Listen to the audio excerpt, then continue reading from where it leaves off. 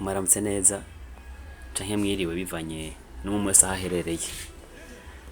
Kubaha ni ikimenyetso ciza c'uko wiyubashe kandi biranakubahisha, kuko ntawe utanga ico adafise. Kubaha umuntu ni ukumuganiriza utamuburiye isoni, ni ukumurekera ivyo afitiye uburenganzira akabikora uko avyumva, iyo ari vyiza mbere n'iyo ari bibi ukamukebura mu rupfasoni n'ibindi ushobora kongerako nawe muri commentaire. Umuntu wese arashaka kubahwa, yaba muto yaba mukuru, kandi ni navyo bibereye kubahana. Ni igiki co kwereka ko umuntu yakubashe canke yubaha ku bwawe, kandi naho inyishu nayishaka muri commentaire kugira ngo dufashanye gutahura birushirije.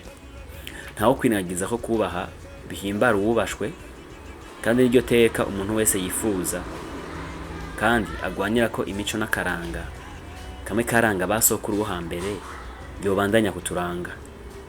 Mbega urubaha buri kiremwa muntu? Ni ikibazo, ni wiha inyishu, wihe n'amanota. Ijambo ry'Imana kubizera riratubwira ko kubaha bifatanye no kumvira no kuvuga ukuri.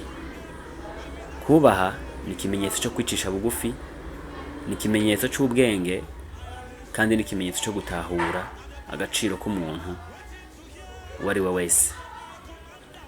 Erega umuntu wubaha ntumwubahuka, ntumugayisha, ahubwo umuntu akubaha aranakubahisha. Inyifato ugira imbere y'umuntu, imvugo uvuganamwo n'uwo muriko muraganira, irakwerekana ko wamwubashe canke wamwubahutse. Twige kandi twimenyereze kugira ingeso, kugira ingendo n'inyifato nziza imbere ya buri wese.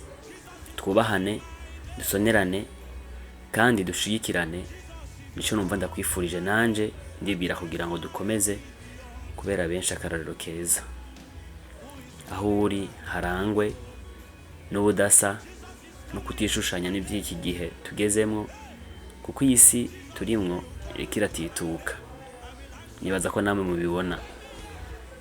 Mu ngo, mu miryango, abana benshi ntibariko barubaha abavyeyi, kubera n'abavyeyi bamwe bamwe ubwabo usanga baratakaje ibango ryabo ry'ukurera, ry'ukubera icitegererezo ciza abana babo, bikabakurako ca cubahiro bari bafise.